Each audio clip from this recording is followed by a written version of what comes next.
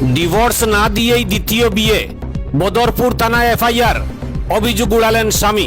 এমনটাই অভিযোগ পাল্টা অভিযোগ সামনে এসেছে বদরপুর থেকে।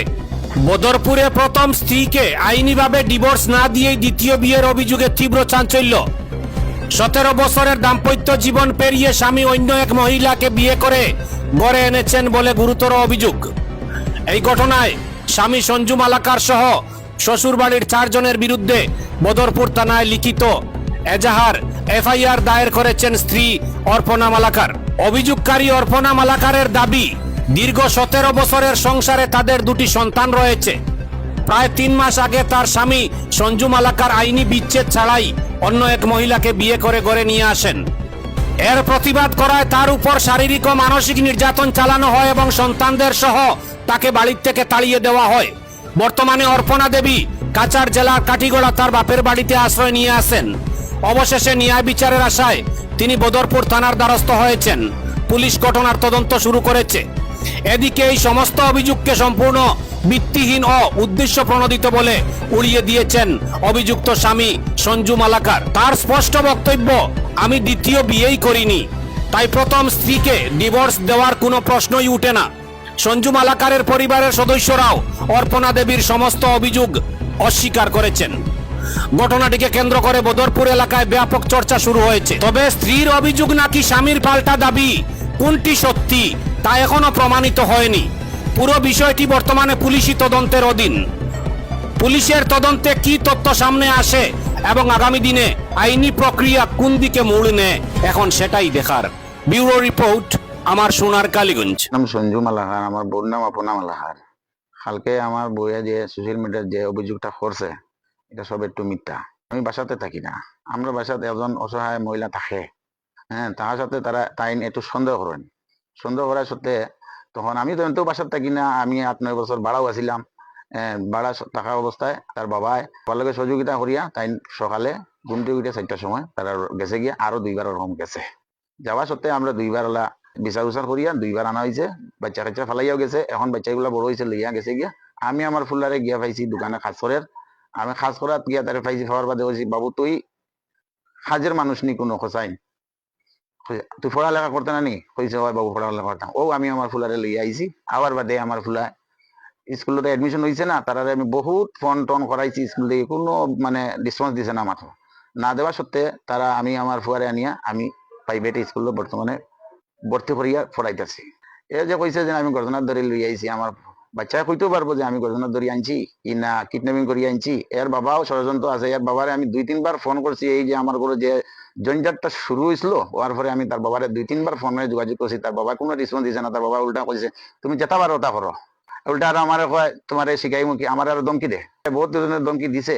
আমি তো তার বাবারে বহুতটা মানে বহুত ধরনের কইছে, তুমি আও আইয়া ওটা দেখে দাও।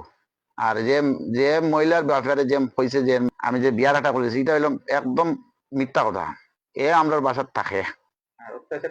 অত্যাচার তো আমি আজ পর্যন্ত আমি বাসাতে থাকি না সবসময়। আমি 8 বছর ভাড়া আছিলাম। আমি তো 6 দিন 7 দিন 8 দিন যাই গেলাই নাতে গিয়ে আমি আইয়া 1 রাত্রে 2 রাত্রে ঘুমাই, বাস পরে আমি আমার জায়গায় গাড়ি। 3 মাস আগে 8 বছর পরে আমি বাড়িতে আইতে মানে না, তখন আওয়া না আবার সত্ত্বে আমি বহুত কৌশলে আমি বাসাতে আইছি। আমার মা বুড়া মারে আমি দেখতে হইতে আমি আইতে বাধ্য হয়েছি। তাই আইতে চাই না, তাই চাই না আমার মারে দেখতে নাই। না দেখা সত্ত্বে তাই কোনো ভাড়া রয়েছে 8 বছর ভাড়া রয়েছে। পরে আমি আই গেছি গুছা করি আই আমার মার লগে থাকছি। থাকার পরে তানে আমি কইছি জিও করো, তুমিও নাও, নাইলে তো আর আমার কাছে কোনো রাস্তা নাই। তখন তারা আইসই না। না হওয়া সত্ত্বে তারা আমি বহুত কৌশলে বাচ্চা কাচ্চা লইয়া আমার বাসাত লইয়া আইছি। আবার বাদে 1 মাস রয়েছেন আমার মা কিলা অত্যাচার করবা। 1 মাস আমার বাসাত রয়েছে। সকালে 4টার সময় বাচ্চা কাচ্চা লইয়া জিনিসপত্র লইয়া সব রানা দিলেইছে। আমার মায়ে তো তাইরে মেয়ের মতন দেখে। আর আজ পর্যন্ত মা আর তাইনের কোনো ঝগড়াও নাই। এগুলো একদম মিথ্যা কথা। অপনা মালাকারে বহুতবার চাইছে ডিভোর্স, মানে ডিভোর্সের লাগি আমার কাছে বহুত মানুষেরও খাটাইছে। বহুত মানুষেরও কইছে ডিভোর্স দিবার লাগি। আমি ডিভোর্স কে লাগি দিতাম? আমার তো ডিভোর্স দেবার কথাও নাই। আমি তো চাইছি সবে লইয়া একানো চলিয়া খাইয়া বেশি চলিয়া সব জীবন যাপন অনু শেষ করতাম। কিন্তু আজকে যে ডিভোর্সের লাগি 2-3 জায়গায় গিয়া যে কইছে, এগুলা মানুষ আমার কইছে না গিয়া। এরপরে 2-3 জায়গায় গেছেও, এও আমি খবর পাইছি, তারা আমার ফোন করেও কইছে। হ্যাঁ, আমি কে লেগে ডিভোর্স দিতাম? আর এ তো মানে আমরা যে সব জারজারি বাইয়া জারজারি সেপারেট চলতেছি, জারজারি আনি জারজারি চলা। সে কার লগে মানে টাচে চলা নাই। এই যে অভিযোগ তুলছে যে আমার বাইয়ে হেমুক অমুকে তাইরে অত্যাচার করছেন, এটা ভুল ধারণা। মামা থাকে হয় মালুয়াতে থাকে, মামা কিরকম অত্যাচার করে মামারে শুনছি মামায় বলে আমার বিয়া দিয়া দিয়েছেন, মামার কাজ করিয়ে সারা জীবন কাজ করি মামায় আমার এখান থেকে বিয়া দিল্লি বা। আমার নাম মীরা লাহার। তারা তখন বাড়া, আমি থাকি আমার বাড়ি। তারা বলতে কারা? তার কন্যা, তারা আমার ছোট ছেলে বাড়া তখন।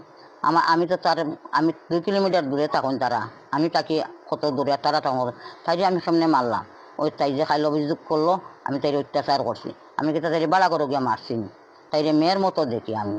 আপনার ছেলে তাইলে খাওয়া দাওয়া না, এটা দিছে বাজার আছে, দোকানদারে কইব, ও কিনারও দোকানদার আছে, তারা কিলা বাজার আনয়, কতটুক বাজার আনয় কইতে পারবো দোকানদারে। আপনার ছেলে কি অত্যাচার করতো? না, এ বাড়ি তো তখন তাই অত্যাচার করতে হয় না, আপনার ছেলে কি তারা করবেন? গাড়ি চালায় বাড়ি থাকেন না? না, সপ্তাহ দিনে 15 দিনে মাস দিনে বাড়িতে আয়। আচ্ছা, আপনার যে ছেলের বই একটা অভিযোগ করছেন তাই বলে আরেকটা বিয়া করছেন, এটা মিছা কথা।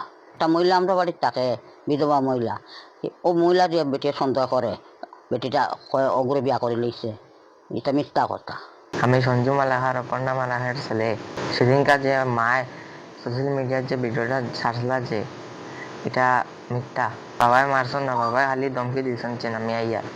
ঠাকমায় তো মারছন না, গেছন না, ঠাকমায় জানে না। মায় যেন কইস বাবাই জোর করে আনছন, এটা মিথ্যা। বাবাই কইসন চল, আমি তো আইসি, বাবাই তো ফরাই বানানি, তার লিগে আমি এখানে আছি।